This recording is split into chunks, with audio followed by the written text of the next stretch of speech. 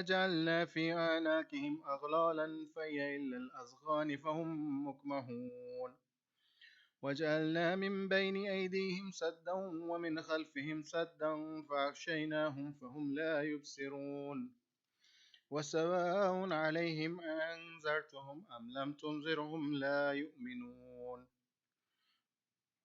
إنما تنذر من اتبع ذكر وخشي الرحمن بالغيب فبشر بمغفرة وأجر كريم إنا نحن نحيي الموتى ونكتب ما قدموا وآثارهم وكل شيء أحصيناه في إمام مبين واضرب لهم مثلا أصحاب القرية إذ جاءها المرسلون إذ أرسلنا إليهم اثنين فكذبوهما فعززنا بثالث فقالوا إنا إليكم مرسلون قالوا ما أنتم إلا بشر مثلنا وما أنزل الرحمن من شيء أنتم إلا تكذبون قالوا ربنا يعلم إنا إليكم لمرسلون وما علينا إلا البلاغ المبين قالوا قالوا إنا تطيرنا بكم لئن لم تنتهوا لنرجمنكم وليمسنكم منا عذاب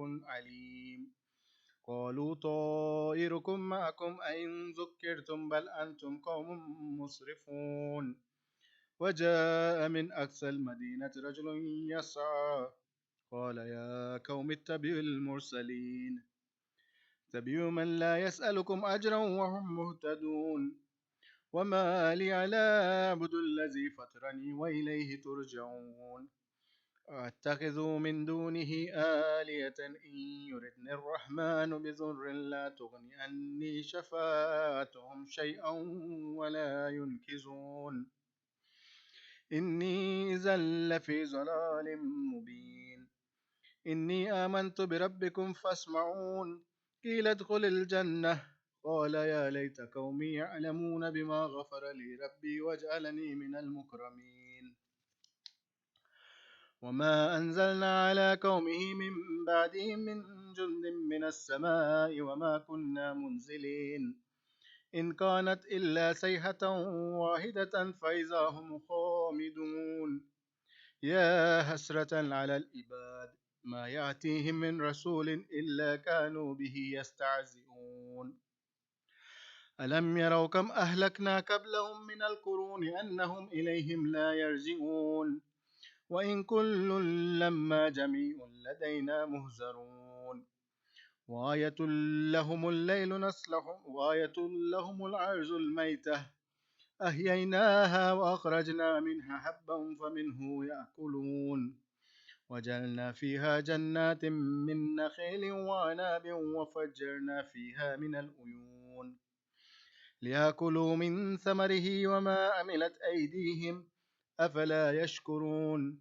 سبحان الذي خلق الأزواج كلها مما تنبت الأرض ومن أنفسهم ومما لا يعلمون وآية لهم الليل نسلخ منه النهار فإذا هم مظلمون والشمس تجري لمستقر لها ذلك تقدير العزيز العليم والقمر قدرناه منازل حتى عاد كالأرجون القديم لا الشمس ينبغي لها أن تدرك القمر ولا الليل السابق النهار وكل في فلك يسبحون وآية لهم أنا حملنا ذرية في الفلك المشحون وخلقنا لهم من مثله ما يركبون وإن نشأ نغرقهم فلا صريخ لهم ولا هم ينقذون إلا رحمة منا ومتاعا إلى حين وإذا قيل لهم اتقوا ما بين أيديكم وما خلفكم لعلكم ترحمون وما تأتيهم من آيات من آيات ربهم إلا كانوا عنها مؤرزين وإذا قيل لهم أنفقوا مما رزقكم الله قال الذين كفروا وللذين آمنوا ونطعم من لو يشاء الله أطعمه إن أنتم إلا في ضلال مبين ويقولون متى هذا الوعد إن كنتم صادقين ما ينظرون إلا صيحة واحدة تأخذهم وهم يخصمون فلا يستطيعون توصية ولا إلى أهلهم يرجعون ونفخ في الصور فإذا هم من الأجداث إلى ربهم ينسلون قالوا يا ويلنا من بعثنا من مركدنا هذا ما وعد الرحمن وصدق المرسلون إن كانت إلا صيحة واحدة فإذا هم جميع لدينا مهزرون فاليوم لا تظلم نفس شيئا ولا يجزون إلا ما كنتم تعملون إن أصحاب الجنة اليوم في شغل فاكهون هم وأزواجهم في ظلال على الأرائك متكئون لهم فيها فاكهة ولهم ما يدعون سلام قول من رب رحيم وامتازوا اليوم أيها المجرمون ألم أهد إليكم يا بني آدم أن لا تعبدوا الشيطان إنه لكم عدو مبين وأن اعبدوني هذا صراط مستقيم ولقد أزل منكم جبلا كثيرا أفلم تكونوا تأكلون هذه جهنم التي كنتم توعدون اصلوها اليوم بما كنتم تكفرون اليوم نختم على أفواههم وتكلمنا أيديهم وتشهد أرجلهم بما كانوا يكسبون ولو نشاء لتمسنا على أعينهم فاستبقوا الصراط فعنا يبصرون ولو نشاء لمسخناهم على مكانتهم فما استطاعوا مزيا ولا يرجعون ومن نؤمره ننكسه في الخلق أفلا يأكلون وما علمناه الشعر وما ينبغي له إن هو إلا ذكر وقرآن مبين لينذر من كان حيا ويهك القول على الكافرين أولم يروا أنا خلقنا لهم مما عملت أيدينا أنعاما فهم لها مالكون وذللناها لهم فمنها ركوبهم ومنها يأكلون ولهم فيها منافع ومشارب أفلا يشكرون واتخذوا من دون الله آلهة لعلهم ينصرون لا يستطيعون نصرهم وهم لهم جند محضرون فلا يحزنك قولهم إنا نعلم ما يسرون وما يعلنون أولم ير الإنسان أنا خلقناه من نطفة فإذا هو خصيم مبين وضرب لنا مثلا ونسي خلقه قال من يحيي العظام وهي رميم قل يحيي الذي أنشاها أول مرة وهو بكل خلق عليم الذي جعل لكم من الشجر الأخضر نارا فإذا أنتم منه توقدون أوليس الذي خلق السماوات والأرض بقادر على أن يخلق مثلهم بلى وهو الخلاق العليم إنما أمره إذا أراد شيئا أن يقول له كن فيكون فسبحان الذي بيده ملكوت كل شيء وإليه ترجعون اللهم صل على محمد وآل محمد كل أرواح المؤمنين والمؤمنات سورة مباركة الفاتحة.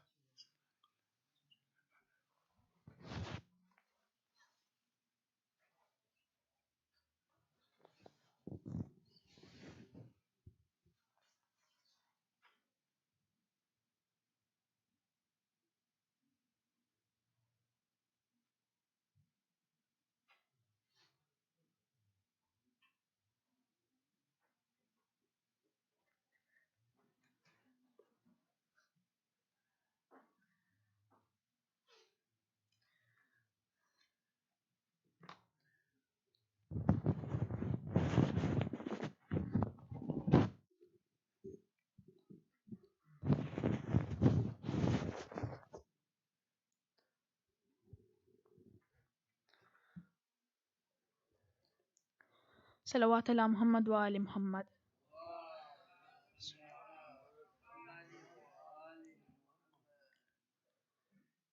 حسین الغریب الغریب الحسین حسین الشہید الشہید الحسین حسین الغریب الغریب الحسین حسین الشہید الشہید الحسین دہائی دہائی خدا را دہائی یہ دشت بلا میں ہے کیسی تباہی بہایا ہے کس نے یہ خون محمد قیامت یہ ڈھائی ہے کس نے الہی جوانوں بزرگوں کو مارا گیا ہے شہیدوں میں شامل ہے ننھا سپاہی حسین الغریب الغریب الحسین حسین الشہید الشہید الحسین کیا جشن برپا یوں اہل ہوس نے شہیدوں کے لاشوں پہ ڈنکے بجائے جلا ڈال آل محمد کے خیمے سکینہ کے منہ پر تماچے لگائے جو بیمار تھا اس کا بستر نہ چھوڑا نبی زادیوں پر بھی درے چلائے حسین الغریب الغریب الحسین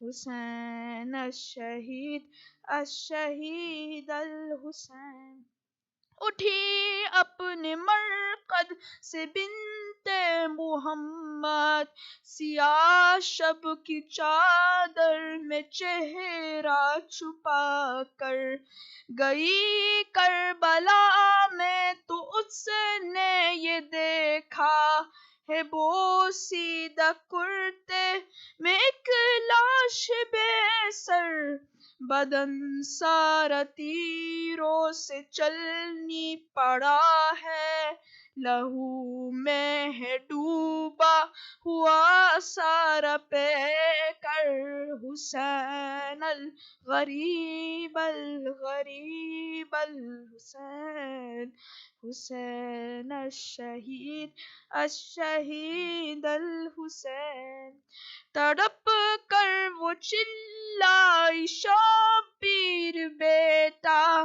لہو میں نہائے وہ سر بھی جدا ہے تبر کس نے مارے ہے سارے بدن پر یہ تیروں پہ کس نے جنازہ رکھا ہے کہاں ہے میرا لال عباس بولو میں پوچھوں گی اس سے یہ کیسے ہوا ہے حسین الغریب الغریب الحسین حسین الشہید الشہید الحسین کبھی دل میں دیتی وہ ماں کو صدائے کبھی رو کے کہتی کہ بابا کہاں ہو شہیدوں کا نوحہ تھا اس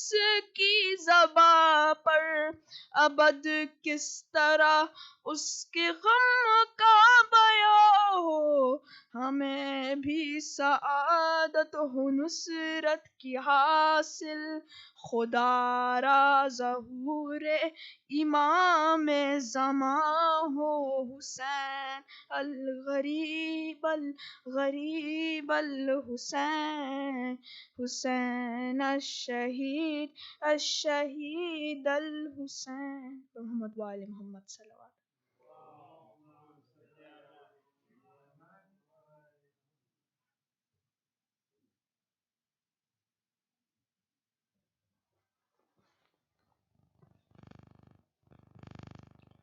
صلو علی النبی.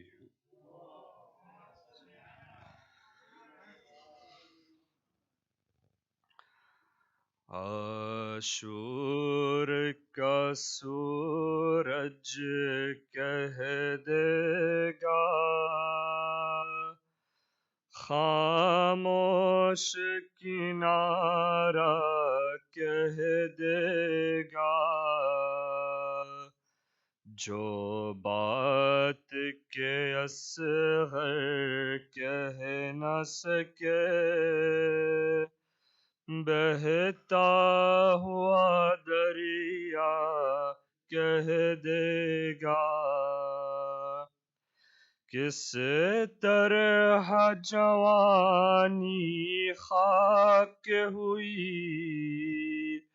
لیلا کا کلیجہ کہہ دے گا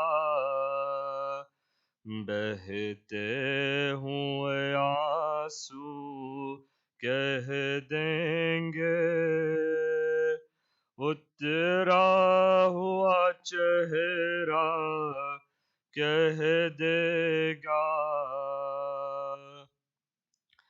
احمد کی نواسی کا عالم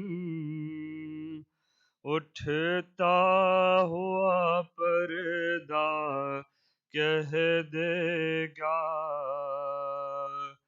کس طرح چھنی سر سے چادر جلتا ہوا خیمہ کہہ دے گا کس طرح گئے اصغر رن میں آباد ہوئی کیوں کر تربت بانوں کی اداسی کہہ دے گی اجرا ہوا جھولا کہہ دے گا اکبر کی اجل آئی پہلے یا برچھی کا پھل نکلا پہلے شبیر کی قسمت کہہ دے گی اکبر کا کلیجہ کہہ دے گا امت کے لیے اصغر آئے پانی نہ ملا پیاسے ہی گئے چھپ ہو گیا گھر ننھی سی لحد اجرا ہوا جھولا کہہ دے گا مشکی زاچیدہ پانی تو بہا میت نہ ہٹی تربت ہی بنی دریا کی ترائی کس کی ہے عباس کا روزہ کہہ دے گا عاشور کا سورج کہہ دے گا خاموش کنارہ کہہ دے گا جو بات کے اصغر کہہ نہ سکے بہتا ہوا دریا کہہ دے گا محمد وآل محمد صلوات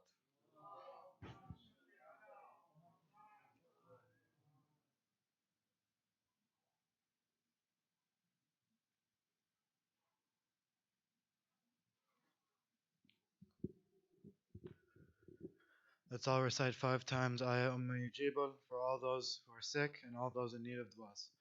بسم الله الرحمن الرحيم أما يجيب المضطر إذا دعاه ويكشف السوء أما يجيب المضطر إذا دعاه ويكشف السوء أما يجيب المضطر إذا دعاه ويكشف السوء أما يجيب المضطر إذا دعاه ويكشف السوء أما يجيب المضطر إذا دعاه ويكشف السوء اللهم صل على محمد.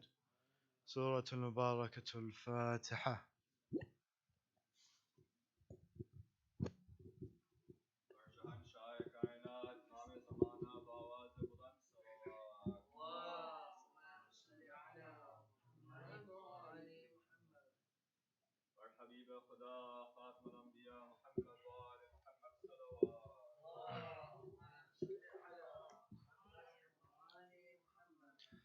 سورة المباركة الفاتحة. بسم الله الرحمن الرحيم الحمد لله رب العالمين الرحمن الرحيم مالك يوم الدين إياك نعبد وإياك نستعين اهدنا الصراط المستقيم صراط الذين أنعمت عليهم غير المغضوب عليهم ولا الضالين. أعوذ بالله من الشيطان الرجيم بسم الله الرحمن الرحيم الحمد لله رب العالمين والحمد لله الذي هدانا لهذا وما كنا لنهتدي لولا أن هدانا الله والصلاة والسلام على سيدنا ونبينا أبي القاسم محمد وعلى أهل بيته الطيبين الطاهرين المعصومين الصادقين والذين ذهب الله عنهم الرجس وطهرهم تطهيرا. اللهم صل وسلم وزد وبارك على صاحب الدعوة النبوية والسولة الحيدرية والإسمة الفاطمية والحلم الحسنية والشجاعة الحسينية والعبادة السجادية والمآثر الباقرية والآثار الجعفرية والعلوم الكاذمية والحجج الرذبية والجود التقوية والنقاوة النقوية والحيبة العسكرية والغيبة الإلهية. اللهم عجل فرجه وسهل مخرجه. أما بعد فقد قال الإمام علي بن محمد الهادي السلام عليكم يا أهل بيت النبوة وموضع الرسالة ومحبة الوحي ومعدن الرحمة وخزان العلم ومنتهى الهلم وأصول الكرم وقادة الأمم. صدق مولانا الإمام علي بن محمد الهادي. صلوا على محمد وآل محمد. For the love of Ahlul Bayt alayhim as-salam, sallu ala Muhammad wa ali Muhammad. For the love of Fatima al-Zahra in particular, a second salawat ala Muhammad wa ali Muhammad. For the hastening of the reappearance of the master of our time, a louder salawat ala Muhammad wa ali Muhammad. When one examines the life and legacy of Imam Ali al-Hadi, the first thing that we notice about the legacy of the Imam is that at the age of 8, he takes the position of Imamat.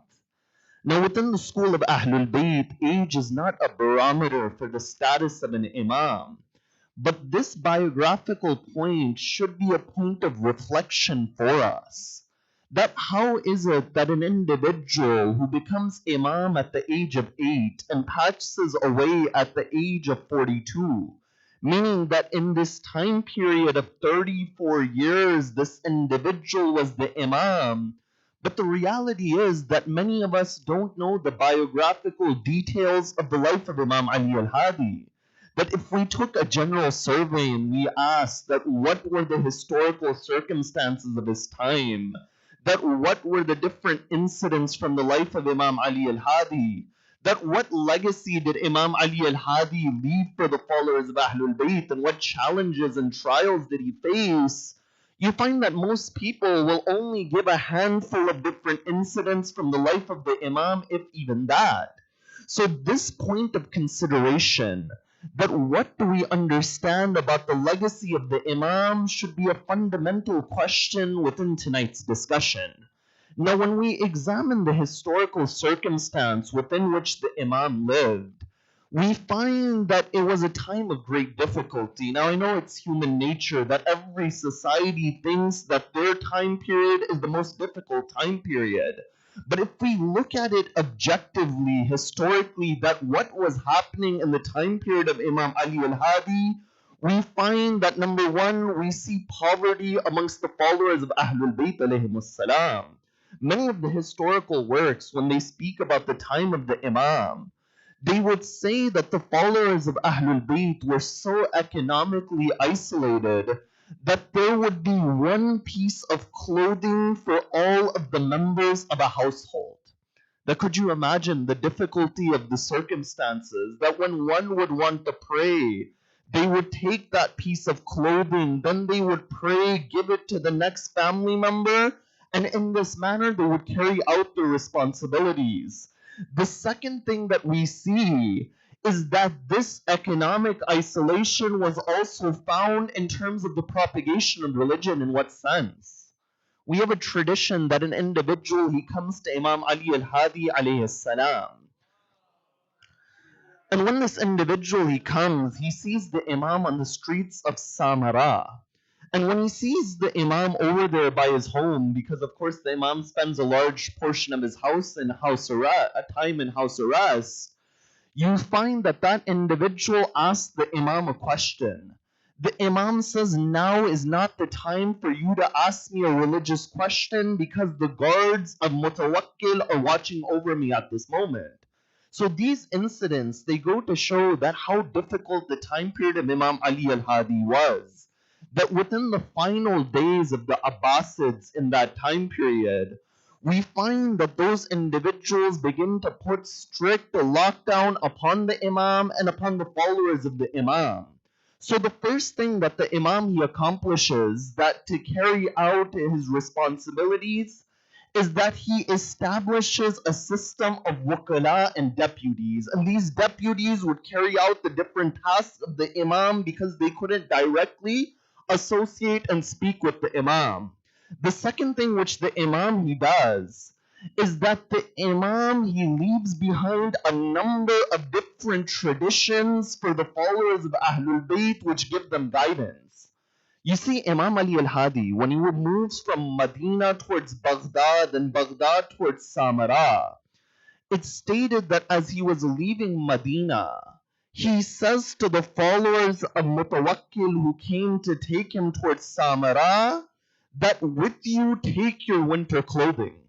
At that point, that army and those individuals, it was the middle of the summer, they say, why is this individual advising us to take our winter clothing? We were instructed to take him in the summertime from Medina to Samara, yet he's giving us this instruction. You find that at that point, one of the followers of the Imam was speaking towards one of the guards. That guard says to that follower, you see, this is the ways of your Imams to say things that don't have any basis. In the way he is saying this, your master Ali bin Abi Talib used to say that from every spot on the ground, 70 individuals would be raised on the day of judgment. You see, that does not make sense. That system, that statement doesn't make sense. How is it that from every spot 70 individuals would be raised? You find that these individuals, they go, Imam Ali al-Hadi, they go towards Samara. As they're going towards Samara, a winter storm begins to come in. At that point, those who took winter clothing and listened to the Imam, those individuals survived. Everyone else passed away. When those people they passed away, they were deciding what to do with the bodies. They said, we can't give every person an individual grave, so we will bury them all within one grave.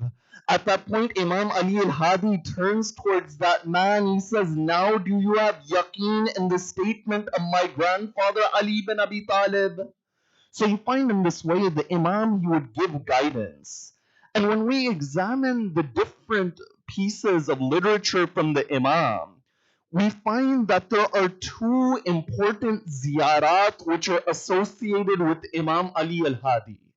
The first of those ziyarat, it is stated that on his way to Samara, he stops within the land of Najaf on the day of Ghadir, and he recites that ziyarah known as a ziyaratul Ghadiriyah. When you read that ziyarah, within that ziyarat, you find the historical reality of Amir al-Mu'mineen presented with his relationship to Rasulullah. That within that ziyarat, there are over 30 verses of the Quran that are referred to which were in the praise of Amir al-Mu'mineen that the Imam sends salam upon his grandfather by. But the second ziyarah, which is associated with the Imam and is the subject of tonight's majlis, is that ziyarah known as Ziyaratul Jami'atul Kabira. You see, this ziyarah known as Ziyaratul Jami'ah is a university in the understanding of Ahlul Bayt alayhimus salam and the virtues of Ahlul Bayt and the status of their wilayah. You see, this ziyarah, Imam Ali al-Hadi, he gives to his companion by the name of Musa ibn Abdullah al-Naqi. When Musa ibn Abdullah al-Naqi comes to Imam Ali al-Hadi, he says, Allimni yabna Rasulallah قولا أقوله بليغا كاملا إذا زرت واحدا منكم. So the first quality of this ziyarah is that this ziyarah was requested from the Imam. That he says to the Imam, that teach me a ziyarah which number one is baligh and eloquent. You see, what does it mean for something to be eloquent? In Urdu and Arabic and Persian, we use the word balagha. But balagha at its literal root in Arabic comes from the word balagha, which means for something to reach. Something which is eloquent reaches its audience, the audience understands, there is nothing extra within it, there is nothing less within it. The kalam of Amir al-Mu'mineen, when it was gathered, it was called what? It was called Nahjul Balagha. But why is it called Nahjul Balagha? You see, Amir al-Mu'mineen could have just explained different things and said them in a straightforward manner. But Amir al-Mu'mineen's speech would have metaphors, it would have examples, so the points and those ideas are driven within the hearts of the people. For example, Amir al-Mu'mineen could have simply said that obey Ahlul Bayt. But he says in Nahjul Balagha, فَأَنزِلُوهُمْ بِأَحْسَنِ مَنَازِلِ الْقُرْآنِ. That when it comes to Ahlul Bayt, place them in that spot where the Quran is placed. وَوَرِدُوهُمْ وُرُودَ الْهِيمَ الْإِتَشِ. That when you come to their door, come to their doorstep in the way a thirsty camel comes towards a river. So you see these different examples, they show that idea of eloquence. When we look at Ziyaratul Jamia, the first quality of Ziyaratul Jamia which Imam Ali al-Hadi gives is the eloquence within this ziyarah. The second quality of this ziyarah which was requested from the Imam, قَوْلًا أَقُولُهُ, number one, balighan, eloquent, number two, kamil and perfect. You see, why was this ziyarah called kamila? That what is it about this ziyarah that we say that this ziyarah is perfect, that this ziyarah is completed? You see, one reason that it was called kamila is that because this is that ziyarah which gathers the virtues of Ahlul Bayt alayhimus salam on one locus in one area. You see, many people nowadays, they discuss that are these different ziyarat authentic, are they not authentic? Number one, when it comes to Ziyaratul Jamia, we have four early works that amongst the Shia, there are four early hadith works. We find number one, we have Al-Kafi by Shaykh Al-Kulaini. We find that we have Man La Yahduruhu Al-Faqih by Saduq. We find Al-Istibsar by Shaykh Al-Tusi, and we find what? We find Tahdib al-Ahkam by Shaykh Al-Tusi. Within two out of these four early works, Ziyaratul Jamia is mentioned, and there is even a famous Sunni muhaddith who is Shafi'i by the name of Muhammad al-Khurasani, who narrates Ziyaratul Jamia from a Sunni isnad as well. So when you look at Ziyaratul Jamia, the source for Ziyaratul Jamia is there. But these pseudo-academics, the reply to them is also this. Not everything is a isnad and a chain-based discussion. You look at the text as well. Even if we don't have a chain for Ziyaratul Jamia, every title of Ahlul Bayt found within this ziyarah can be verified through different hadith and traditions. So you find this is that reality of Ziyaratul Jamia. Now, when Imam Ali al-Hadi is asked for this ziyarah, you find that the Imam replies to his companion Musa ibn Abdullah al-Naqi by saying that when you go towards the ziyarah of any of us, إِذَا صِرْتَ إِلَى الْبَابِ فَقُفْ وَأَنْتَ عَلَى غُسْلٍ وَاشْهَدِ الشَّهَادَتَيْنِ, that when you come towards our doorstep, stop at that doorstep while you are in a state of ghusl and say the shahadatain, ashhadu an la ilaha illallah, ashhadu anna muhammadan rasulullah. Then after that, walk forward, make sure your footsteps are close to each other. وَقَارِبْ بَيْنَ خِطَاكَ وَأَنْتَ عَلَى السَّكِينَةِ وَالْوَقَارِ. And when you're walking, walk in a state of peace and a state of dignity. That when you come to our doorstep, watch the manner in which you are walking. What is your spiritual state? Your state should be a state of peace and tranquility. When you walk with dignity, and your footsteps are close to each other, then you stand and you say Allahu Akbar 30 times. Then after that, you walk further. You say Allahu Akbar another 30 times. And then the final time you stand, you say Allahu Akbar 40 times for a total of 100 times. You see, over here the question arises that within this ziyarah, why is it before you say any of these lines, Assalamu alaikum ya Ahl Bayt al-Nubuwa wa Mawdi al-Risala wa Mukhtalaf al-Malaika wa Mahbat al-Way wa Ma'dan al-Rama wa Khuzan al-Ilm, all the way through the ziyarah, before you address them with any title, the first thing you say is Ashhadu an la ilaha illallah, Ashhadu anna Muhammadan Rasulullah. That why is it this reality?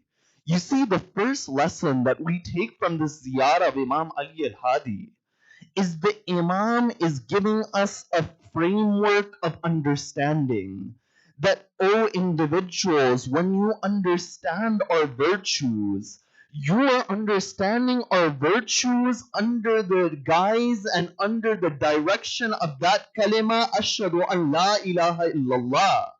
You know, many people, they ask about this ziyarah.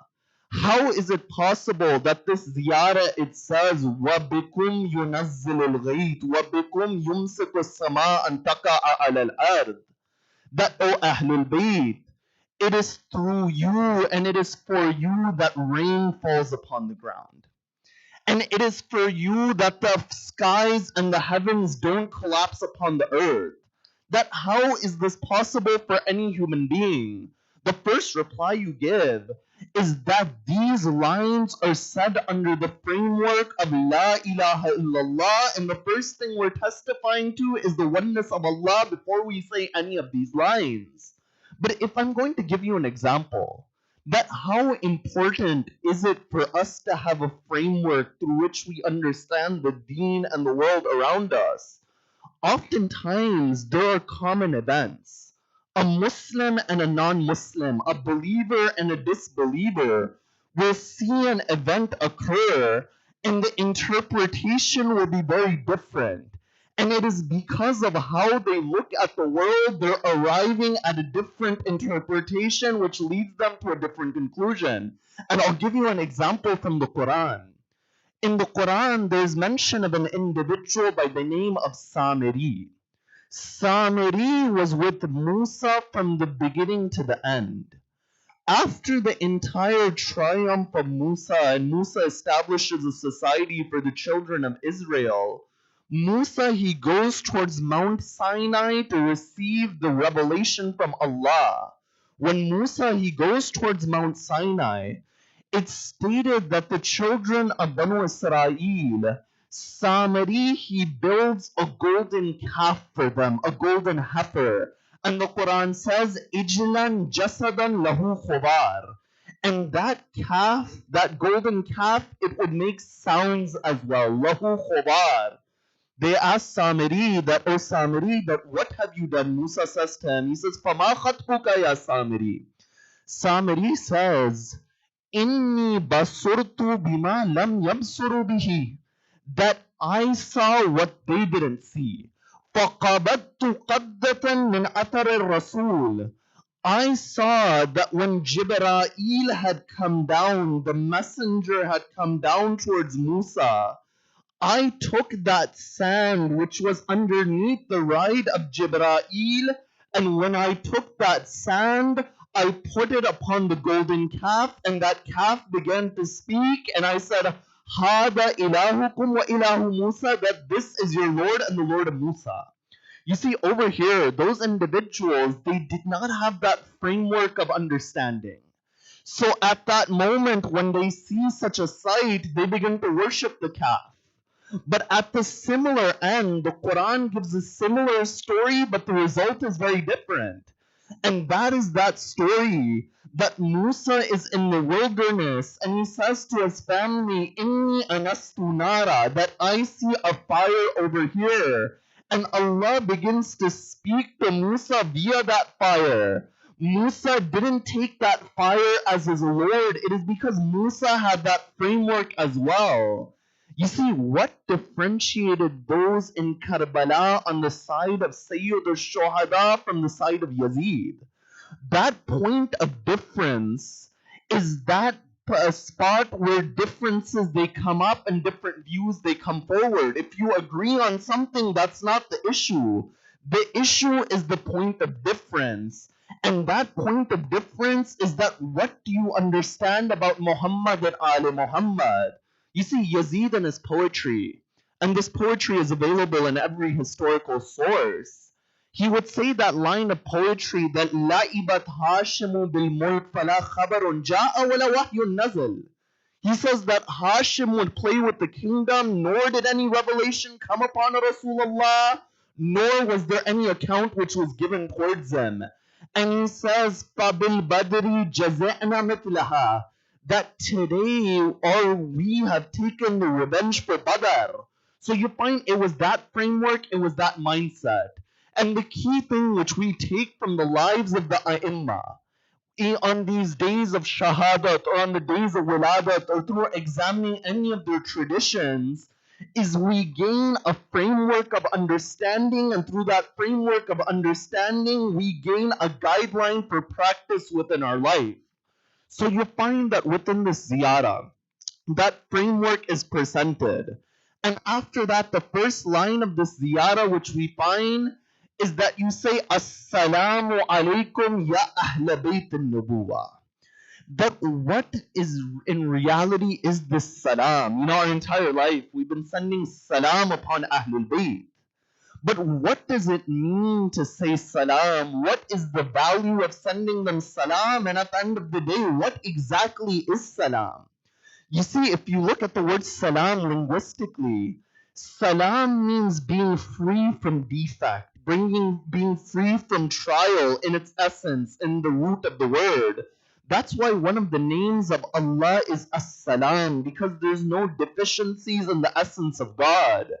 And one of the names of paradise is what? It's Darus Salam, that is that abode where there will be no hardship within that abode.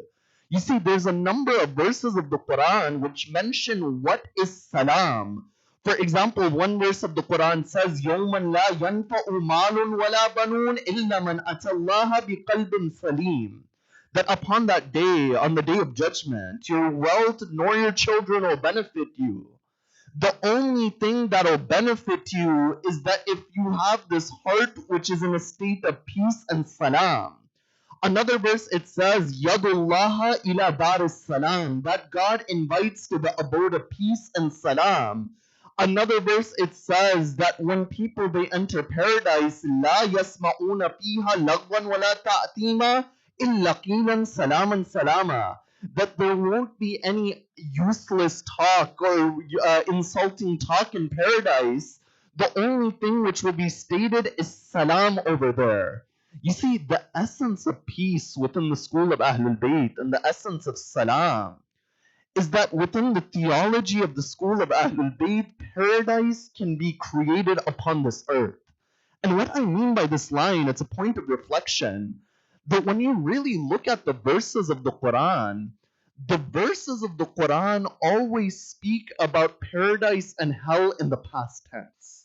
For example, the verse says, "U'iddat lil kafirin," that the fire of hell has already been prepared for the disbelievers. Another verse of the Quran, when speaking about paradise, would say that tilkal jannah, that this heaven, those who are pious, will inherit this heaven. What this goes to show is that there's an entire discussion in theology that action which we carry out, is the reward for that action something different, or is the reward that same action? In other words, something can have the same matter, but the form it differs. The matter of this mimbar is wood. The matter of that podium is wood as well, but what differs? The form differs. So when it comes to action and reward, is it something new, or is it the same thing in a different form? These actions, according to the school of Ahlul Bayt, it is the same action, but in heaven you'll see its true reality and the form that it has. That's why the verse of the Quran in in one of the ending chapters of the Quran, it says that whoever does an atom's weight of good will see it, and whoever does an atom's weight of evil will see it. That, oh Allah, when I did an action, it was in the past tense, it's finished, how will I see it? Allah is saying that that reward and punishment is that action itself.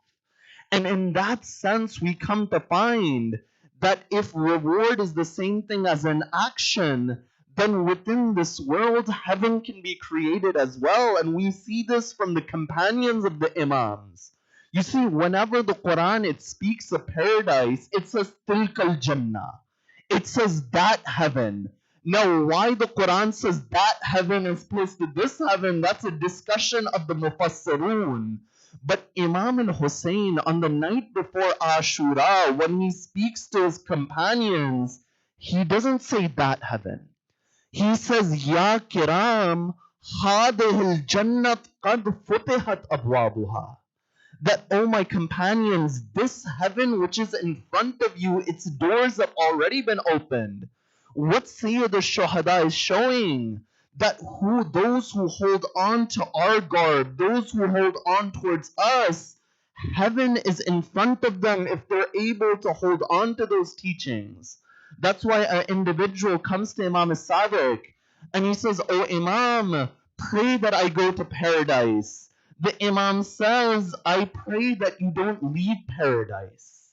And he says, "What do you mean that I don't leave paradise? Because the statement implies that we're already in paradise."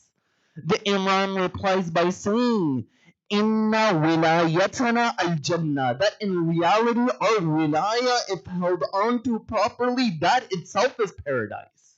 Because those who hold on to these teachings, it is for their own benefit. Their life becomes structured. Those issues, those trials, those tribulations, those come towards a direction of being solved, and this is that reality. So the question comes up in the ziyarah. We say, Assalamu alaikum ya Ahl Bayt al-Nubuwa. So what does salam mean when we send salam upon Ahlul Bayt? We find that number one, there are two opinions. The first opinion states that when we send salam upon Ahlul Bayt, this is not a dua for them. But in reality, we are testifying that you have reached that state of salam and tranquility. And you have reached that state that as human beings, you are free from defects. But the second opinion as to what salam upon Ahlul Bayt in reality it means is that the stages of salam are infinite. And when we send salam upon them, we are saying that you are constantly being elevated. You know, many people, they ask that question, that there's a famous hadith of Amir al-Mu'mineen that says, Allamani Rasulullah alfa babin, wa futihat min kulli babin alfu babin.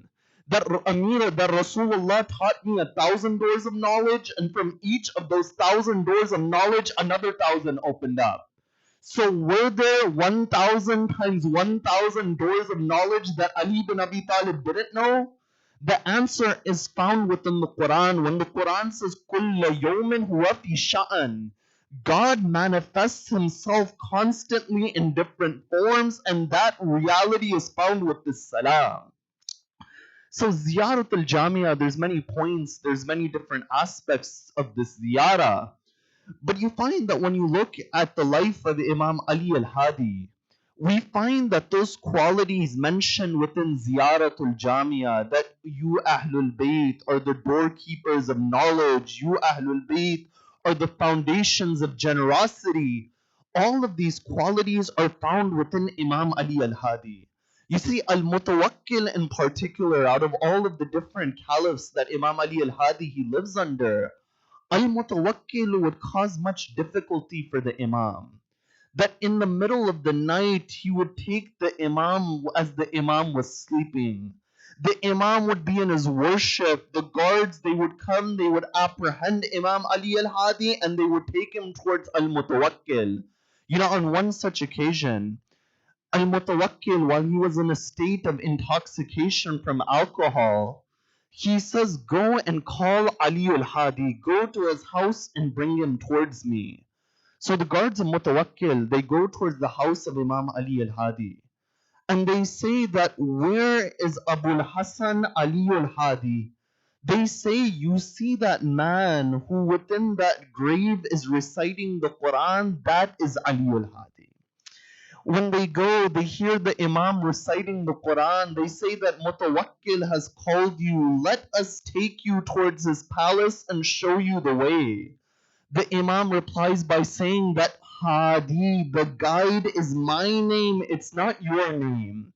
In other words, I don't need anyone to show me where I need to go to. I already know where I'm going towards. When Imam Ali al-Hadi, he enters the court of Mutawakkil. Mutawakkil was in a state of intoxication. He places alcohol in front of Imam Ali al-Hadi. And he says to the Imam that, drink from this. You know what the Imam replies? The Imam doesn't say that we don't drink alcohol. The Imam says that within me and my forefathers, impurity has never run through us. That one can't even conceive that this impurity would come towards us. Mutawakkil says, oh man, then if you're not going to do this, then recite poetry for me to entertain me. Imam Ali al-Hadi says that I am not a poet who recites for entertainment. But at this moment, I remember the poetry of my grandfather Ali bin Abi Talib. He says, what would your grandfather say in his poetry? Imam Ali al-Hadi says that my grandfather would say that those kings of this world who have built their palaces upon the mountain, a day had come where they leave behind all of these palaces and they go into the darkness of the grave. And in that manner, Imam Ali al-Hadi recites these lines of Amir al-Mu'mineen in front of Al-Mutawakkil. You see, Al-Mutawakkil had made it a habit that he would call the Imam for every occasion. That if he could show that the Imam couldn't answer a question or that the Imam wasn't able to reply, then this would show that this was just a normal individual. Today many academics, when they examine the Abbasid Caliphate, they say these individuals were lovers of knowledge because they translated many texts from Greek in towards Arabic, and they carried out many translation movements, and they built Darul Ilm, the house of knowledge. I say that was for a political reason, and I don't have time to go in towards that political reasoning. But if they were true lovers of knowledge, they would allow those individuals who were the most knowledgeable of their time, according to the testimony of everyone, relay their knowledge. And that's something which they failed to do. On another occasion, it stated that there was a woman who claimed that she was Sayyida Zainab, that she claimed that she was the granddaughter of Rasulullah, and that she was still alive, and she would go around the town making these claims. Obviously, when you have a statement this outrageous, it would disturb the people of that time, that if someone keeps making such statements. So they call Imam Ali al-Hadi, they say that how can you reply towards this woman? Imam Ali al-Hadi says that, "O woman, if you are from the household of Ahlul Bayt, then the wild animals would not eat your flesh. Go in towards this cage in front of us." It's stated that she doesn't go, and she says, "No, I haven't been telling the truth this time." Imam Ali al-Hadi says, "Then I will go in towards it," and it's recorded within the works of Hadith that Imam Ali al-Hadi prays within that cage of animals, and those animals, they do sajda alongside Imam Ali al-Hadi. So you find this is that reality of the Imam, and this is the status of the Imam. But when you look at the life of Imam Ali al-Hadi, after the caliphate of Al-Mutawakkil, you find that there was another individual. Then we find that the final caliph he lives under is Al-Mu'taz. Al-Mu'taz is that individual that when he saw that the influence of Imam Ali al-Hadi, no matter how much they tried to conceal his status, his influence continues to increase, he decides to poison Imam Ali al-Hadi. That at the age of 42, the Imam, he's given poison.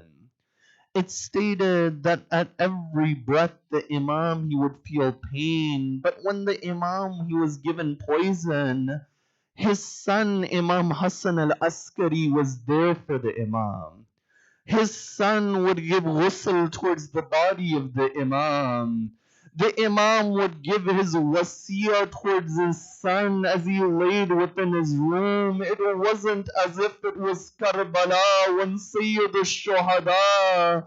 He would come towards Imam Zain al-Abidin and he says, "O Sajjad, that when you go towards Medina, tell my Shia, Mahama sharibtum adba ma'in fadkuruni, O sami'tum bishahidin, O gharibin fandibuni." That, O Sajjad, when you go towards Medina, tell my Shia that whenever they drink cold water, remember me. That whenever they hear of a person was alone, a person was martyred, remember me. You see, Imam al-Rida had said within a tradition that whenever you remember any musibah, remember Sayyid al-Shuhada. When you remember the musibah of any of these ai it's stated Imam Hassan al-Askari, he buries Imam Ali al-Hadi within his home. But when he buried the Imam, his body didn't lay for 3 days as the body of Sayyid al-Shuhada in Karbala. But when Imam Zain al-Abidin, he goes from Kufa towards Karbala, he sees the bodies of the Ahlul Bayt and their companions scattered upon the ground. He sees the local tribesmen looking at the bodies bodies. He says towards them that make one grave for Habib ibn Madahir and make one grave for the companions. As they make that grave for the companions, they come to Imam al-Sajjad. They say, "O Sajjad, Ali ibn al-Hussein, there is a body by the Furat. Whenever we pick one side of the body, the other side falls on the ground. And when we pick the other side of the body, the other side it begins to break." Imam Zain al-Abidin says, "That is the body of my uncle Abbas. I will bury that body." After that, Imam Zain al-Abidin says, "Oh Banu Asad, step back, for I will bury my father." It's stated he places his cloak on the ground. He carries the pieces of the body of Sayyid al-Shahadat.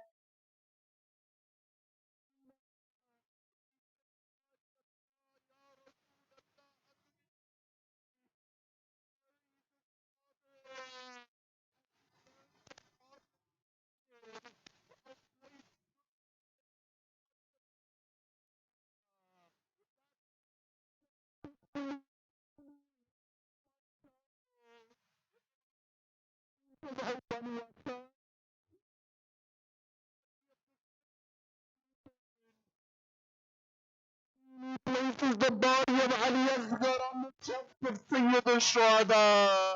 He writes on the grave, "Hada qadr Abdullah." Ala la'natullah lil qawm al-zalimin. Ya Allah, we ask through the right of Muhammad and Ali Muhammad. Wherever the followers of Ahlul Bayt are in difficulty, help them. Wherever they're sick and ailing, cure them. Ya Allah, I pray that you give us the divine grace that we're able to practice upon the teachings of Ahlul Bayt and to understand the teachings of Ahlul Bayt. We pray for those who are within this community, those who attended this gathering, whoever has any hajat, any difficulties, any challenges, through the right of Muhammad and Ali Muhammad, O Allah, help them. And we pray for the hastening of the reappearance of the Master of our time. ربنا تقبل منا إنك أنت السميع العليم.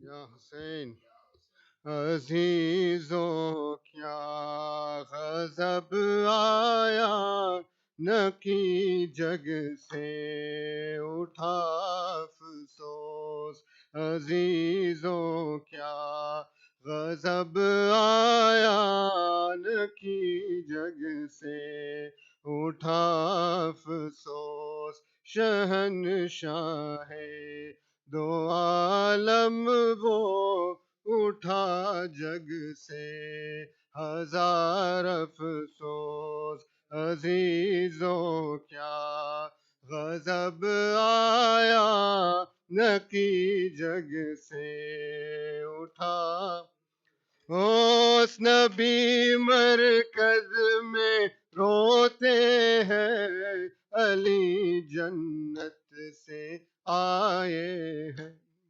نبی مرکز میں روتے ہیں علی جنت سے آئے ہیں کھلے سر فاطمہ پوتے کو رونے پہ آئی ہے عزیزوں کیا غضب آیا نقی جگ سے افسوس عزیزوں کیا غضب آیا نقی جگ سے اٹھا اس کرو ماتم سبھی مل کے قیامت ہے آزادارو دیا ظالم نے ہے زہر شہ کو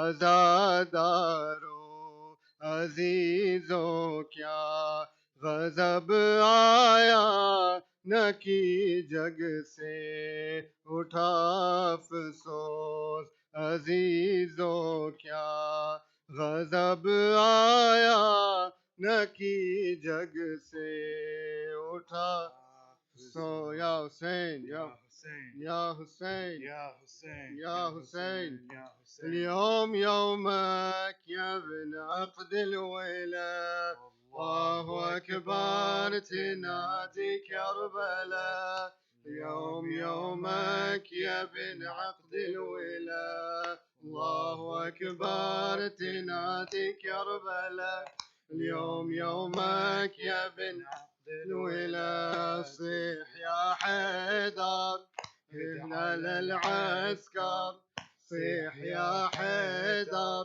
فد على العسكر وقلوب الهم عليهم وانت المشكر ازهر وازهر صارمك قسور واحرق بنارك يا جاسم زمرة المنكر شيل هاي الموزمة يا بن حماي الحمة لجل خاطر فاطمة رجع حروب الحسن من تطيب لحومتك خلتي رفرف رايتك من تطب لحومتك خلتي رفرف رايتك بالخيور الخطوتك اضحك يا رباب الوثن قوم واقرا حروف الزلزلة اليوم يومك يا بن عقد الولاء الله أكبر تنادي كربلاء اليوم يومك يا بن عقد الولاء هذا ميدانك غيد عدوانك هذا ميدانك غيظ عدوانك يوم عاشر هذا يومك هلا بطوفانك هذا برهانك علي قرآنك قاتل بهاي الأعادي بزود إيمانك بيك تفرح نينوى شجعك راعي اللوى بيك تفرح نينوى شجعك راعي اللوى بالحرب سد الهوى واخنق جموع الكفر من تطب المعمعة والعدا متجمعة من تطب المعمعة والعدا متجمعة عليهم مطرا واقعا موت أصحاب الغدر صيح صيحة قيامة بالفلاح اليوم يومك يا بن عقد الولاء الله أكبر تنادي كربلاء اليوم يومك يا بن عقد الولاء الله أكبر تنادي كربلاء يومك يا بن عقد الولاء فاتحة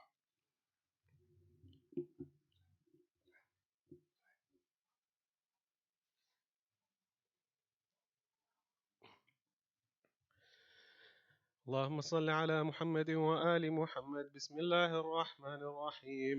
السلام عليك يا رسول الله، السلام عليك يا أمير المؤمنين علي بن أبي طالب، السلام عليك يا فاطمة الزهراء سيدتي نساء العالمين، السلام عليك يا حسن المجتبى، السلام عليك يا أبا عبد الله الحسين وعلى التسعة المعصومين من ذريتك، علي بن الحسين ومحمد بن علي وجعفر بن محمد وموسى بن جعفر وعلي بن موسى ومحمد بن علي وعلي بن محمد والحسن بن علي.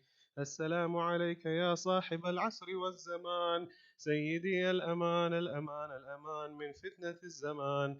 السلام عليك يا شريك القرآن وكعبة الإيمان وإمام الإنس والجان، عجل الله تعالى فرجك وسهل الله مخرجك وظهورك ورحمة الله وبركاته.